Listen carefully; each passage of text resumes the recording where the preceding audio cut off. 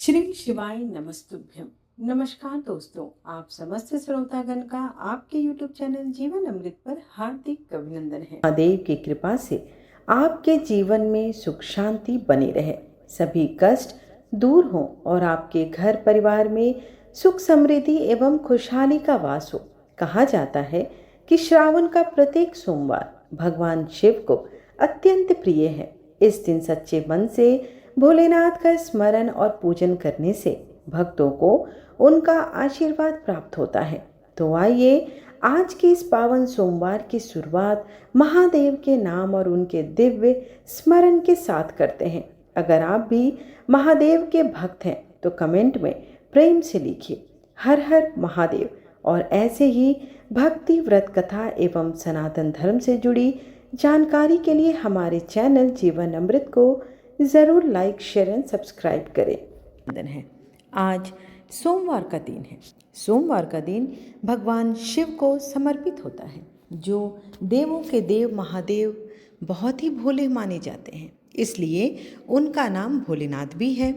ऐसी मान्यता है कि भगवान शंकर को प्रसन्न करने के लिए किसी भी तरह के खास विशेष पूजन करने की कोई आवश्यकता नहीं, क्योंकि कहा जाता है कि वह तो भोले हैं और भक्त के मन से की गई क्षणिक मात्र की भक्ति से भी वह प्रसन्न हो जाते हैं। अगर आप भी शिव की भक्ति और उनकी कृपा पाना चाहते हैं तो आपको सोमवार का व्रत अवश्य करना चाहिए और साथ ही इस दिन भगवान शिव की कथा भी श्रवण करनी चाहिए। आज की वीडियो में आप जानेंगे सोमवार व्रत कथा के बारे में, आरती के बारे में, साथ ही जो लोग सोमवार व्रत का उद्यापन कर रहे हैं वो कैसे करें और पूजा विधि क्या है। समस्त जानकारी आपको एक ही वीडियो में दी जाएगी। तो चलिए आज की वीडियो का आरंभ करती हूँ। सोमवार व्रत के नियम की जो लोग पहले से कर रहे हैं उन्हें तो नियम पता ही है, जो नए हैं वो इन नियमों का पालन अवश्य करें। सोमवार का व्रत करने वाले व्रती के सुबह उठकर सर्वप्रथम भगवान भोलेनाथ का ध्यान करके पवित्र स्नान करें। स्नान के पानी में हो सके तो इस दिन गंगा जल मिलाएं। साफ वस्त्र पहने। इस दिन काले रंग के कपड़े नहीं पहनने चाहिए। भगवान शिव के समक्ष व्रत का सर्वप्रथम संकल्प लें। एक वेदी पर भगवान शिव की प्रतिमा स्थापित करें। पंचामृत से भोलेनाथ का अभिषेक करें। उन्हें सफ़ेद चंदन का तिलक लगाएं। बेलपत्र, भांग, धतूरा और सफ़ेद फूल शिव जी को अति प्रिय है, इसलिए इसका भोग अर्पित अवश्य करें। खीर का भोग लगाएं। सोमवार की व्रत कथा का पाठन करें या फिर सुनें। शिव जी का ध्यान करें और इस दिन उनके पवित्र मंत्रों का जाप अवश्य करें। अंत में भावपूर्ण होकर महादेव जी की आरती करें। तत्पश्चात आप इस बात का ध्यान रखें कि पूजा में कभी भी हल्दी, रोली और तुलसी का पत्र भूल कर भी शिव जी पर न चढ़ाएं। अगले दिन सुबह प्रसाद से अपना व्रत खोलें। साथ ही व्रत में जो भी आपसे गलतियां हुई हैं उसके लिए शिव क्षमा मंत्र जो है उसको आप अवश्य पढ़ें। सोमवार के व्रत जब करते हैं तो आप इस दिन कुछ मंत्रों का जाप कर सकते हैं, जैसे ओम तत्पुरुषाय विद्महे महादेवाय धीमहि तन्नो रुद्रः प्रचोदयात्। संभवाय च मयोभवाय च नमः। शंकराय च महेश्वराय च नमः। शिवाय च शिवतराय च नमः। ईशानः सर्वविघ्नस्मीश्वरः सर्वभूतानां ब्रह्मणो धपति ब्रह्मा शिवो मे अस्तु सदा शिवो। आइए अब भगवान भोलेनाथ की कथा का रसपान करते हैं। किसी नगर में एक धनी व्यापारी रहता था। दूर दूर तक उसका व्यापार फैला हुआ था। नगर के सभी लोग उस व्यापारी का बहुत ही सम्मान करते थे। इतना सब कुछ संपन्न होने के बाद भी वह व्यापारी हमेशा दुखी था, क्योंकि उसको कोई भी पुत्र नहीं थी, जिस कारण अपने मृत्यु के पश्चात व्यापार के उत्तराधिकारी की चिंता उसे हमेशा लगी रहती थी। पुत्र प्राप्ति की इच्छा से व्यापारी प्रत्येक सोमवार भगवान शिव की व्रत पूजा किया करता था और शाम के समय शिव मंदिर में जाकर शिव जी के सामने घी का दीपक जलाया करता था। उसकी भक्ति देखकर माँ पार्वती प्रसन्न हो गई और भगवान शिव से उस व्यापारी की मनोकामना को पूर्ण करने का निवेदन किया। भगवान शिव बोले, इस संसार में सबको उसके कर्म के अनुसार फल की प्राप्ति होती है। जो प्राणी जैसा कर्म करता है उन्हें वैसा ही फल प्राप्त होता है। शिव जी द्वारा समझाने के बावजूद भी माता पार्वती नहीं मानी और उस व्यापारी की मनोकामना पूर्ति हेतु वे शिव जी से बार बार अनुरोध करती रहीं। अंततः माता के आग्रह को देखकर भगवान भोलेनाथ को उस व्यापारी को पुत्र प्राप्ति का वरदान देना ही पड़ा। वरदान देने के पश्चात भोलेनाथ माँ पार्वती से बोले, आपके अनुग्रह पर मैंने पुत्र प्राप्ति का वरदान तो दे दिया, परंतु यह पुत्र 16 वर्ष से अधिक समय तक जीवित नहीं रहेगा। उसी रात भगवान शिव उस व्यापारी के स्वप्न में आए और उसे पुत्र प्राप्ति का वरदान दिया और उसके पुत्र के 16 वर्ष तक जीवित रहने की भी बात बताई। भगवान के वरदान से व्यापारी खुश तो हुआ, लेकिन पुत्र की अल्पायु की चिंता ने उसे सब कुछ खुशियों को नष्ट कर दिया। व्यापारी पहले की ही तरह सोमवार के दिन भगवान शिव का विधिवत व्रत करता। कुछ महीनों के बाद उसके घर एक अति सुंदर बालक ने जन्म लिया और घर में खुशियां ही खुशियां भर गई। बहुत ही धूमधाम से पुत्र का जन्म समारोह मनाया गया, परंतु व्यापारी को पुत्र जन्म की कोई खुशी नहीं आ रही थी, क्योंकि उसे पुत्र की अल्पायु का रहस्य पता था। जब पुत्र उसका 12 वर्ष का हुआ तो व्यापारी ने उसे मामा के साथ पढ़ने के लिए वाराणसी भेज दिया। लड़का अपने मामा के साथ शिक्षा प्राप्ति हेतु चला गया। रास्ता में जहाँ भी मामा भांजे विश्राम हेतु रुकते वहीं यज्ञ करते और ब्राह्मणों को भोजन कराते थे।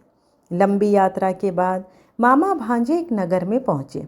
उस नगर के राजा की कन्या का विवाह था, जिस कारण पूरे नगर को सजाया गया था। निश्चित समय पर बारात भी आई, लेकिन वर का पिता अपने बेटे के एक आंख से काने होने के कारण बहुत चिंतित था। उसे भय था कि इस बात का पता चलने पर कहीं राजा विवाह से इनकार न कर दे, उसके बाद उसकी बदनामी भी हो जाएगी। जब वर के पिता ने व्यापारी के पुत्र को देखा तो उसके मस्तिष्क में एक विचार आया। उसने सोचा, क्यों न इस लड़के को दुल्हा बनाकर राजकुमारी से विवाह करा दूं। विवाह के बाद इसको धन देकर विदा कर दूंगा और राजकुमारी को अपने नगर लेके चला जाऊंगा। वर के पिता ने लड़के के मामा से इस बारे में बात की। मामा ने धन मिलने के लालच में वर की बात की। पिता जो भी बोल रहे थे वो सारी बातों को स्वीकार कर लिया। लड़के को दूल्हे का वस्त्र पहनाकर राजकुमारी से विवाह करा दिया। राजा ने बहुत सारा धन देकर राजकुमारी को विदा किया।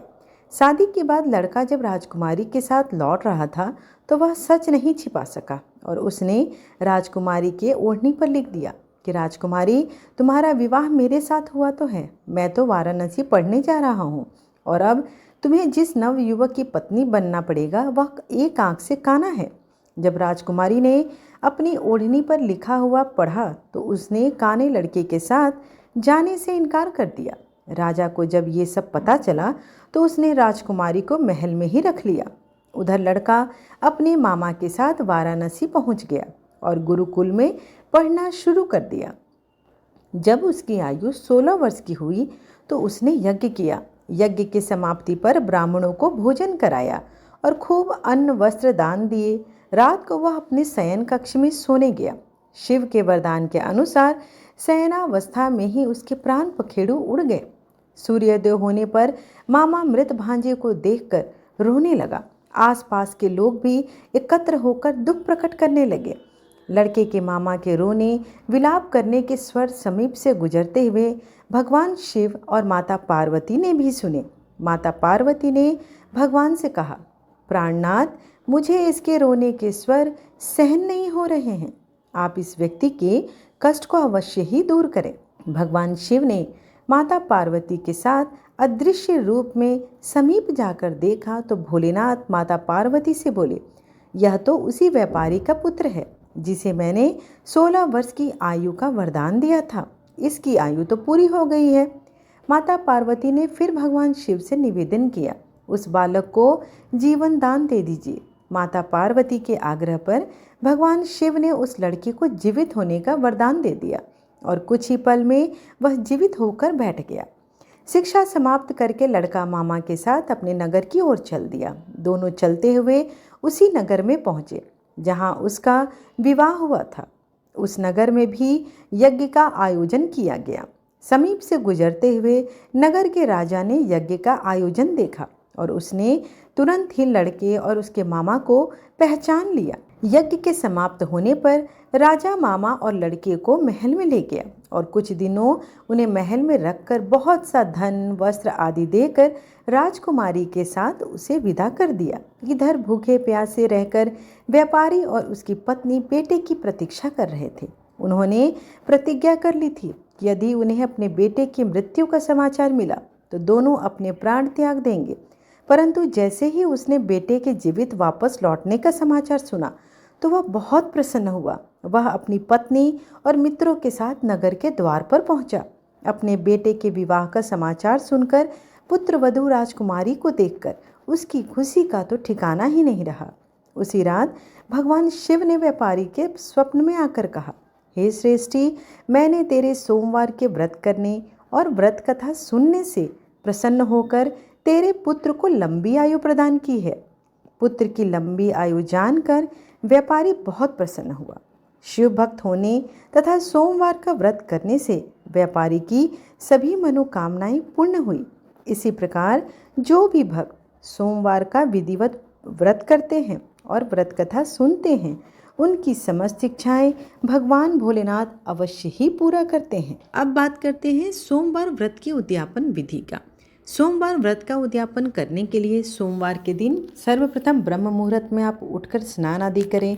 पूजा करने से पहले पूजा स्थल को शुद्ध करें। उसे शुद्धि के लिए आप गंगा जल का छिड़काव करें।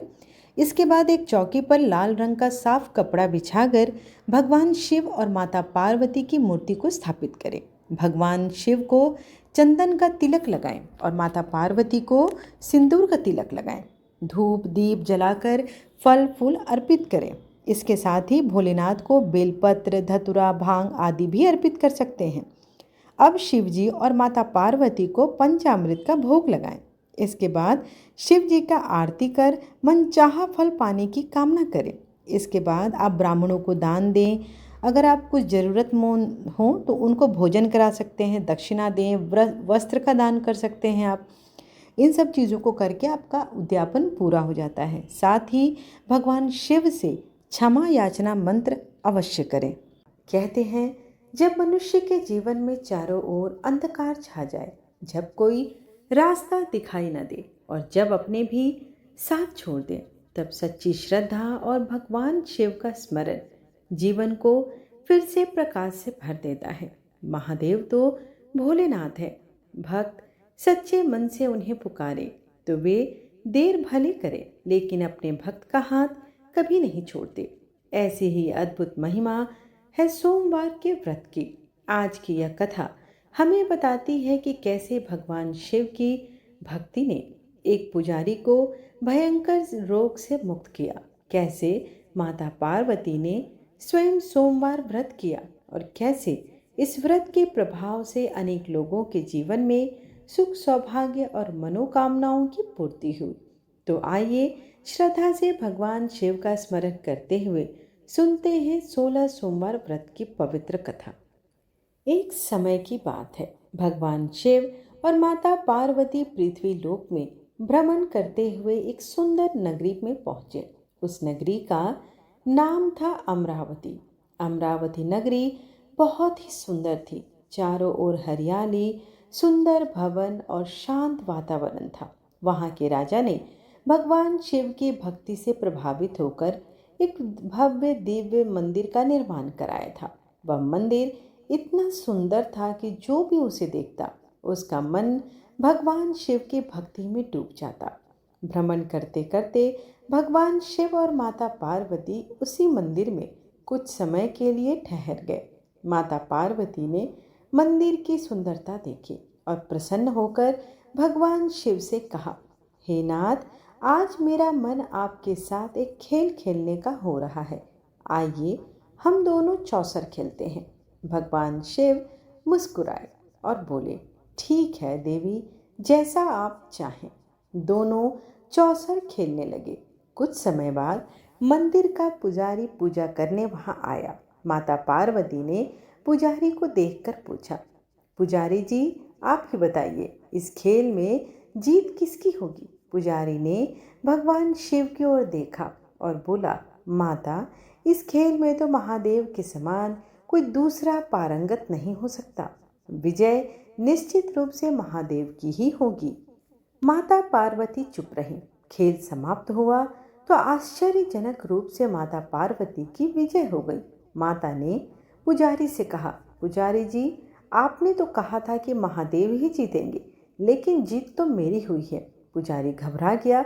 उसे समझ नहीं आया कि क्या उत्तर दे। माता पार्वती को लगा कि पुजारी ने बिना सत्य जाने भगवान शिव की ही जीत बता दी थी। क्रोध में आकर माता पार्वती ने उसे श्राप दे दिया। तुमने असत्य वचन कहा है, इसलिए तुम्हें कुष्ठ रोग का कष्ट सहना पड़ेगा। पुजारी उसी क्षण रोग से पीड़ित हो गया। भगवान शिव और माता पार्वती वहां से चले गए। समय बीतता गया। एक दिन कुछ अप्सराएं उस मंदिर में पूजा करने आई। उन्होंने पुजारी को कष्ट में देखा और उसका कारण पूछा। पुजारी ने पूरी घटना उन्हें बता दी। अप्सराओं ने कहा, पुजारी जी, आप चिंता मत कीजिए, भगवान शिव की आराधना में बहुत शक्ति है। आप श्रद्धा और विधि विधान से 16 सोमवार का पवित्र व्रत कीजिए, भगवान शिव अवश्य ही प्रसन्न होंगे। पुजारी ने पूछा, मुझे यह व्रत किस प्रकार करना चाहिए? अप्सराओं ने उसे सोमवार व्रत की विधि बताई। पुजारी ने सच्ची श्रद्धा से 16 सोमवार के व्रत का संकल्प लिया। वह प्रत्येक सोमवार भगवान शिव की पूजा करता, शिवलिंग पर जल और बेलपत्र अर्पित करता, भगवान का स्मरण करता और व्रत की कथा सुनता। 16वें सोमवार को उसने विधि पूर्वक व्रत का उद्यापन किया। भगवान शिव उसकी भक्ति से प्रसन्न हुए। धीरे धीरे पुजारी का रोग समाप्त हो गया और वह पूर्ण रूप से स्वस्थ हो गया। कुछ समय के बाद भगवान शिव और माता पार्वती उसी मंदिर में फिर आए। माता पार्वती ने देखा कि वही पुजारी अब पूरी तरह स्वस्थ है। उन्होंने आश्चर्य से पूछा, पुजारी जी, तुम्हारा रोग कैसे दूर हुआ? पुजारी ने हाथ जोड़कर कहा, माता, आपकी ही कृपा से मुझे 16 सोमवार के व्रत की महिमा बताई गई। मैंने श्रद्धा से यह व्रत किया और भगवान शिव की कृपा से मेरा रोग दूर हो गया। माता पार्वती ने भगवान शिव की ओर देखा। उनके मन में भी यह विचार आया कि यदि यह व्रत इतना प्रभावशाली है तो उन्हें भी इसे करना चाहिए। माता पार्वती ने 16 सोमवार का व्रत किया। व्रत के प्रभाव से माता पार्वती के मन की एक इच्छा पूर्ण हुई और उन्हें अपने पुत्र कार्तिकेय का स्नेह और निकटता सहज प्राप्त हो गया। एक दिन कार्तिकेय जी ने माता पार्वती से पूछा, माता, मेरा मन सदैव आपके चरणों में क्यों लगा रहता है? मैं हमेशा आपकी भक्ति में क्यों डूबा रहता हूँ? माता पार्वती ने उन्हें 16 सोमवार व्रत की महिमा बताई। कार्तिकेय जी ने भी श्रद्धा पूर्वक यह पवित्र व्रत किया। व्रत के प्रभाव से उनका बिछड़ा हुआ मित्र उनसे पुनः मिल गया। मित्र ने भी इस व्रत की महिमा सुनी और अपनी मनोकामना पूर्ण करने के लिए सोमवार व्रत करने का निश्चय किया। वह ब्राह्मण मित्र विवाह करना चाहता था, लेकिन उसकी इच्छा पूरी नहीं हो रही थी। उसने भगवान शिव को स्मरण करके 16 सोमवार का व्रत किया। व्रत के प्रभाव से वह एक राजा के राज्य में पहुंचा, जहां राजकुमारी का स्वयंवर होने वाला था। राजा ने घोषणा की थी कि जिस पुरुष के गले में मेरी पुत्री स्वयंवर माला डालेगी, उसी के साथ उसका विवाह होगा। वह ब्राह्मण युवक भी स्वयंवर में जाकर बैठ गया। स्वयंवर का समय आया। राजकुमारी हाथ में वरमाला लेकर सभा में आई। उसी समय एक हाथी को भी सभा में लाया गया। राजा की मान्यता थी कि हाथी जिस व्यक्ति के गले में माला डालेगा, उसी को राजकुमारी का पति बनाया जाएगा। हाथी आगे बढ़ा और उसने उसी ब्राह्मण युवक के गले में वरमाला डाल दी। राजा अत्यंत प्रसन्न हुआ और अपनी पुत्री का विवाह उसी ब्राह्मण युवक से करा दिया। इस प्रकार सोमवार व्रत के प्रभाव से उसे योग्य पत्नी और सुखी जीवन प्राप्त हुआ। एक दिन राजकुमारी ने अपने पति से पूछा, नाथ, आखिर आपने ऐसा कौन सा पुण्य किया था जिसके कारण आपके गले में वरमाला डाल दी? ब्राह्मण पति ने कहा, मैंने भगवान शिव की कृपा पाने के लिए 16 सोमवार का व्रत विधि पूर्वक किया था। इसी व्रत के प्रभाव से मुझे तुम्हारे जैसी सौभाग्यशाली पत्नी प्राप्त हुई।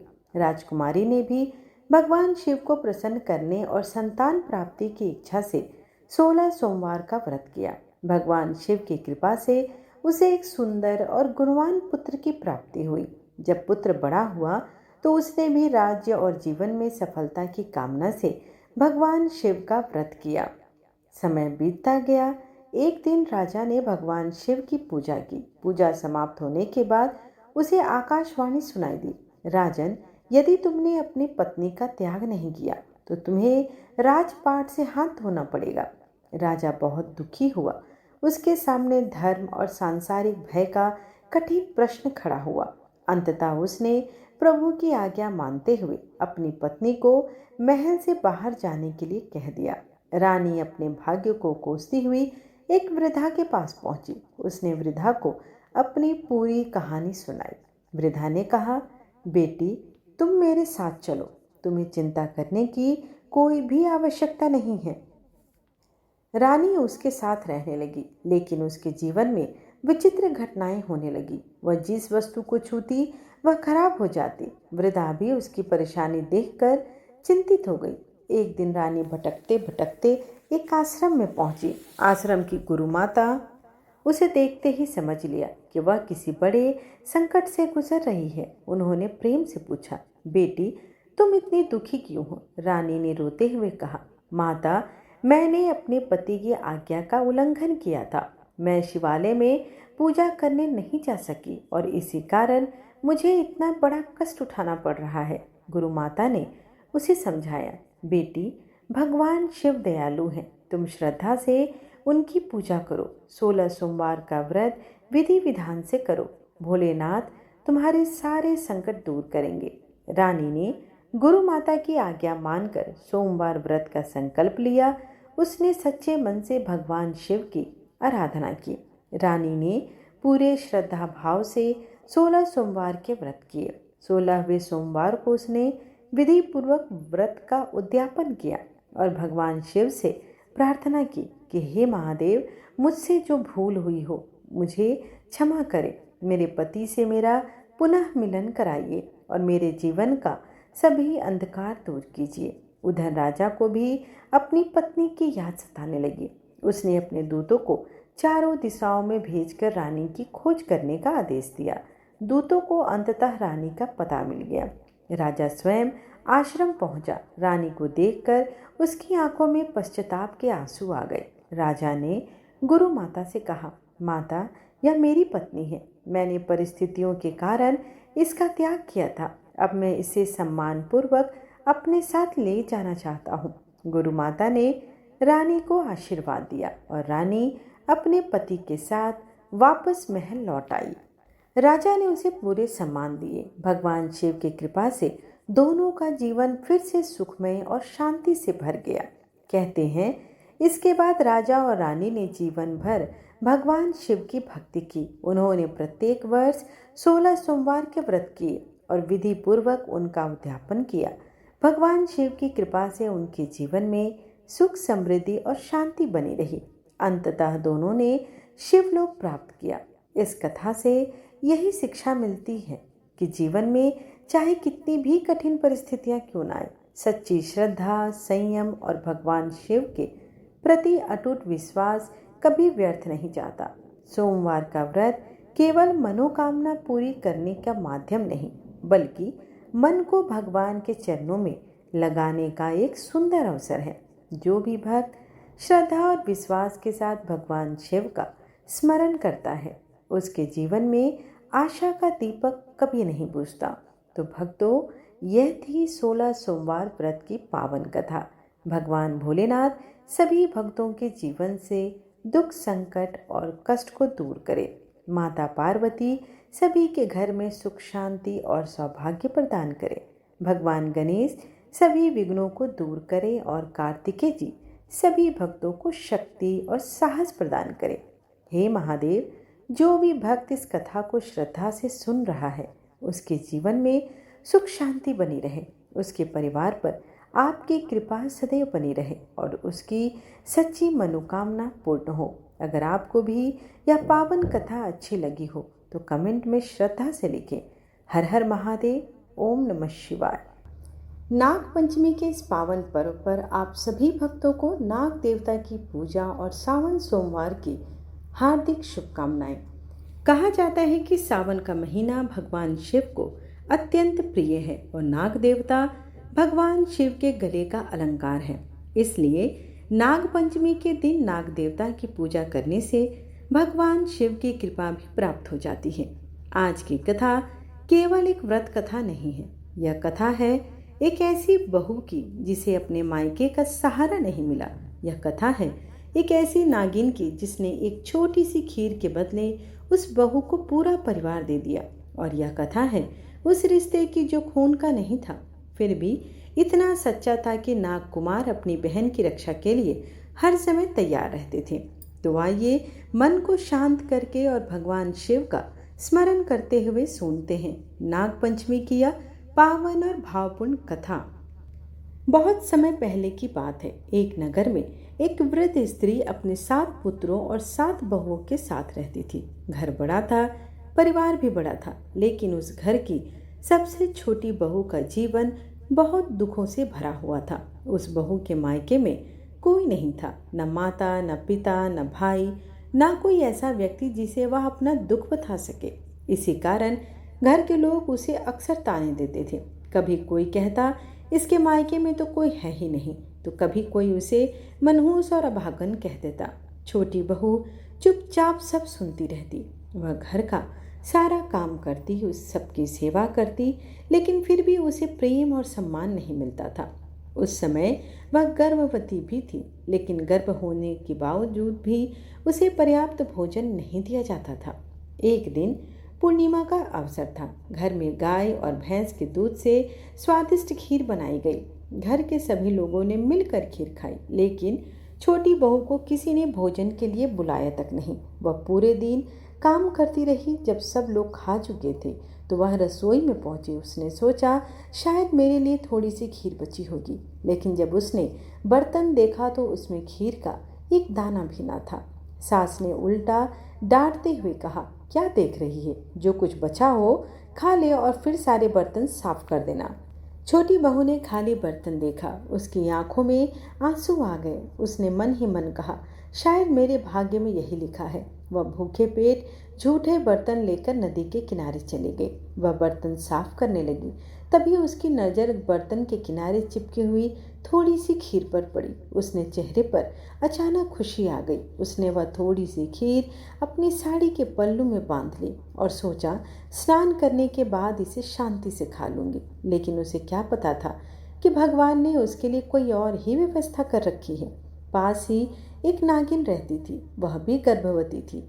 उसकी नज़र उस खीर पर पड़ी। नागिन चुपचाप आई और वह खीर लेके गई। कुछ देर बाद छोटी बहू स्नान करके वापस आई तो उसने देखा कि खीर गायब है। वह समझ गई कि कोई उसे खा गया है, लेकिन उसे क्रोध नहीं आया। उसने आसमान की ओर देखकर कहा, जिस किसी ने भी मेरी खीर खाई, भगवान उसके पेट को भी वैसे ही शीतलता दे जैसे यह खीर मेरे पेट को शीतल कर दी। उसके इन शब्दों ने नागिन का हृदय जीत लिया। नागिन उसके सामने प्रकट हुई और बोली, बहन, वह खीर मैंने ही खाई है। छोटी बहू घबरा गई, लेकिन नागिन ने प्रेम से कहा, डरो मत, तुम्हारी बातों ने मेरा मन जीत लिया है। बताओ तुम्हारे हृदय में इतना दुख क्यों है? तब छोटी बहू ने अपने जीवन की सारी पीड़ा नागिन को बता दी। उसने कहा, माता, मेरे मायके में कोई नहीं है, इसी कारण ससुराल में मुझे हमेशा ताने मिलते हैं। मैं गर्भवती हूँ, लेकिन मेरी गोद भराई करने वाला भी कोई नहीं है। यह कहते कहते उसकी आंखों में आंसू बहने लगे। नागिन ने उसे अपने पास बैठाया और कहा, पुत्री, आज से अपने आप को अकेला मत समझना। आज से हम तुम्हारे मायके वाले हैं। छोटी बहू ने आश्चर्य से नागिन की ओर देखा। नागिन बोली, जब तुम्हारी गोद भराई के समय आए तब मेरे बिल के पास आकर हमें निमंत्रण दे देना। यह सुनकर छोटी बहू की आंखों से फिर आंसू निकल पड़े, लेकिन इस बार वे दुख के नहीं, अपनापन मिलने की खुशी के आंसू थे। समय बीतता गया। कुछ समय बाद छोटी बहू की गोद भराई का समय आ गया। घर में दूसरी बहुएं अपनी अपनी तैयारियों की बातें करने लगी, लेकिन जब छोटी बहू की गोद भराई की बात आई तो सास ने कहा, इसके मायके में है ही कौन, इसकी गोद भराई कौन करेगा। छोटी बहू का हृदय टूट गया, लेकिन उसने नागिन की बात को याद किया। उसने हिम्मत करके कहा, मेरे मायके में दूर के रिश्तेदार हैं, आप निमंत्रण पत्रिका लिख दीजिए। सास ने अनमने मन से निमंत्रण पत्रिका लिख दी। छोटी बहू वह पत्र लेकर उसी नागिन के बिल के पास गई और प्रेम से निमंत्रण रखाई। उसने हाथ जोड़कर कहा, माता, आपने कहा था कि मैं आपको बुलाऊं, इसलिए आज अपने मायके की ओर से आपको निमंत्रण देने आई हूँ। गोद भराई का दिन आ गया। ससुराल में तैयारियां शुरू हो गई। सास ताने मारते हुए कह रही थी, देखते हैं इसके मायके वाले क्या लेकर आते हैं। तभी अचानक घर के बाहर हलचल हुई। नागिन, नाग देवता और नाग कुमार वहां पहुंचे। उनके साथ हीरे, मोती, सोने के आभूषण, सुंदर वस्त्र और अनेक उपहार थे। सभी लोग उन्हें देखकर आश्चर्यचकित रह गई। छोटी बहू की आंखों में खुशी के आंसू आ गए। आज पहली बार उसे लगा, मेरा भी कोई है। नाग देवता ने कहा, हमारी बहन की गोद भराई पूरे प्रेम और सम्मान से होनी चाहिए। धूमधाम से छोटी बहू की गोद भराई हुई। उसे सुंदर वस्त्र और आभूषण पहनाए गए। विदाई के समय नाग देवता ने कहा, हमारी बहन को संतान के जन्म के बाद 1.25 महीने में वापस हमारे पास भेज देना। इस प्रकार नाग परिवार छोटी बहू को अपने साथ ले गया। वे लोग एक सुंदर गुफा में पहुंचे। गुफा के अंदर एक अद्भुत राजमहल था। छोटी बहू यह देखकर चकित रह गई। नागिन ने कहा, बहन, यहाँ इन सभी नाग कुमारों को अपने भाइयों जैसा समझना। तुम्हें केवल एक काम करना होगा, सुबह, दोपहर और संध्या के समय यह घंटी बजाना। घंटी की आवाज़ सुनकर सभी नाग कुमार दूध पीने के लिए आ जाएंगे। छोटी बहू ने प्रेम पूर्वक उनकी सेवा शुरू कर दी। समय बीतता गया। कुछ समय बाद उसने एक सुंदर पुत्र को जन्म दिया। नाग परिवार में भी खुशी छा गई। बालक धीरे धीरे बड़ा होने लगा। एक दिन छोटी बहू ने दूध गर्म किया और उसे ठंडा करने के लिए बाहर रख दिया। उसका पुत्र खेलते खेलते वहां पहुंचा। उसने पास रखी घंटी देखी और खेल खेल में उसे बजा दिया। घंटी की आवाज़ सुनकर सभी नाग कुमार दौड़ते हुए आ गए। बालक उन्हें देखकर डर गया। उसके हाथ से घंटी छूट गई और 2 नाग कुमारों की पूंछ पर जा गिरी। उधर दूध पूरी ठंडा नहीं हुआ था। कुछ नाग कुमारों का मुंह गर्म दूध से जल गया। वे बहुत क्रोधित हुए। उन्होंने कहा, हम इस बालक को नहीं छोड़ेंगे। तभी नाग माता वहां आ गई। उन्होंने अपने पुत्रों को शांत किया। उन्होंने कहा, यह बच्चा छोटा है, इसने जानबूझकर ऐसा नहीं किया। लेकिन नाग कुमारों के मन में क्रोध अभी भी बाकी था। अगले दिन छोटी बहू अपने पुत्र के साथ ससुराल लौटने लगी। नाग माता ने उसे बहुत से उपहार दिए और कहा, पुत्री, कभी भी कोई दुख हो तो अपने मायके आने में संकोच मत करना। छोटी बहू अपने पुत्र के साथ घर लौट आई। कुछ समय बाद नाग कुमारों के मन में फिर वही विचार आया, हमारी पूंछ घायल थी, हमारा मुंह जला था। अगर हम इस बालक से बदला लेना चाहें तो हमें कौन रोकेगा। वे सभी चुपके से छोटी बहू के ससुराल पहुंच गए। लेकिन तभी छोटी बहू पानी भरकर लौट रही थी। अचानक उसे ठोकर लगी। उसने संभलते हुए कहा, हे प्रभु, मेरे वीर भाइयों की रक्षा करना। यह सुनकर नाग कुमार चौंक गए। वे सोचने लगे, इतना सब होने के बाद भी हमारी बहन हमें अपना भाई मानती है। अगले दिन भी ऐसा ही हुआ। छोटी बहू को फिर ठेस लगी और उसने फिर अपने नाग भाइयों को याद किया। अब नाग कुमारों का हृदय बदल गया। उन्होंने सोचा, जिस बहन के हृदय में हमारे लिए इतना प्रेम है, हम उसके पुत्र को कैसे नुकसान पहुंचा सकते हैं। और उन्होंने बदला लेने का विचार हमेशा के लिए त्याग दिया। लेकिन छोटी बहू का दुख अभी समाप्त नहीं हुआ था। एक दिन उसके पुत्र से खेलते खेलते बड़ी बहू के दूध की प्याली गिर गई। बड़ी बहू क्रोधित होकर बच्चे को डांटने लगी। उसने ताना मारा, तुम्हारे तो बड़े मायके वाले हैं, तुम्हें किसी बात की चिंता नहीं, हमारा कौन है। छोटी बहू का हृदय फिर दुख से भर गया। वह अपने पुत्र को लेकर नाग माता के पास चली गई और उसने रोते हुए कहा, माता, मैं फिर अपने घर में अपमानित हुई हूँ। नाग माता ने उसे प्रेम से अपने पास रखा। उन्होंने कहा, पुत्री, चिंता मत करो, तुम्हारा मायका आज भी तुम्हारे साथ है। 2 दिन बाद नाग माता ने उसे विदा करते हुए कहा, तुम अपने घर जाओ, तुम्हारे लिए गाय भेजी जाएगी। कुछ ही समय बाद नागकुमार बहुत सारी गायों के साथ छोटी बहू के घर पहुंचे। छोटी बहू अपने भाइयों को देखकर भावुक हो गई। उसने कहा, मेरे भाइयों ने आज फिर मेरा मान रख लिया। उसने कुछ गायें अपने पास रखी और कुछ अपनी जेठानी को दे दी। यह देखकर घर की दूसरी बहुओं का मन भी बदल गया। फिर जिस बहू को कभी अभागन कहा जाता था, आज उसी के कारण पूरे घर में सुख और समृद्धि छा गई। और तब सभी को समझ आया कि किसी को उसके मायके, उसके धन या उसकी परिस्थिति से नहीं आंकना चाहिए, क्योंकि सच्चा रिश्ता वही होता है जिसमें स्वार्थ नहीं, केवल प्रेम और अपनापन हो। नाग पंचमी की यह कथा हमें सिखाती है कि दया कभी व्यर्थ नहीं जाती। जिस छोटी सी खीर की छोटी बहू ने बिना शिकायत के किसी अज्ञात जीव को आशीर्वाद देकर स्वीकार किया, उसी दया ने आगे चलकर उसके लिए एक पूरा परिवार खड़ा कर दिया। इसलिए जीवन में चाहे कितने भी कठिन परिस्थिति क्यों न आए, किसी के प्रति अपने मन में घृणा न रखें। भगवान कब किस रूप में हमारी सहायता करने आ जाए हम भी नहीं जानते। नाग देवता को केवल सर्प के रूप में नहीं, बल्कि भगवान शिव के प्रिय और प्रकृति के रक्षक स्वरूप में श्रद्धा से स्मरण करें। नाग पंचमी के दिन नाग देवता को दूध चढ़ाने की परंपरा कई स्थानों पर प्रचलित है, लेकिन जहाँ संभव हो वहाँ जीवित सांपों को सीधे दूध पिलाने के बजाय मंदिर में प्रतीकात्मक पूजा करना अधिक सुरक्षित और उचित है। आप भगवान शिव और नाग देवता का स्मरण करते हुए प्रार्थना करें, हे नाग देवता, हमारे परिवार पर अपनी कृपा बनाए रखें, घर में सुख शांति समृद्धि और प्रेम बनाए रखें। भगवान शिव की कृपा सदैव हमारे परिवार पर बनी रहे। तो भक्तों, यह थी नाग पंचमी की पावन व्रत कथा। अगर इस कथा को सुनते समय आपके मन में भी भगवान शिव और नाग देवता के प्रति श्रद्धा जागी हो तो कमेंट में प्रेम से लिखिए ओम नमः शिवाय। और अगर आप नाग पंचमी पर भगवान शिव से अपने परिवार के सुख समृद्धि की प्रार्थना करते हैं तो कमेंट में लिखिए हर हर महादेव। आपके जीवन से सभी दुख दूर हों, आपके घर में सुख शांति और समृद्धि आए, परिवार के सभी सदस्यों पर भगवान शिव और नाग देवता की कृपा सदैव बनी रहे। आप सभी को नाग पंचमी एवं सावन सोमवार की हार्दिक शुभकामनाएं। वीडियो अच्छा लगे हो तो लाइक और शेयर ज़रूर करें और ऐसी ही पौराणिक कथाओं, व्रत कथाओं और सनातन धर्म से जुड़ी महत्वपूर्ण जानकारी के लिए जीवन अमृत को सब्सक्राइब करना बिल्कुल ना भूलें। मैं फिर मिलूंगी एक और सुंदर धार्मिक कथा और महत्वपूर्ण जानकारी के साथ। तब तक भगवान शिव का नाम लेते रहिए। हर हर महादेव। ओम नमः शिवाय। धन्यवाद।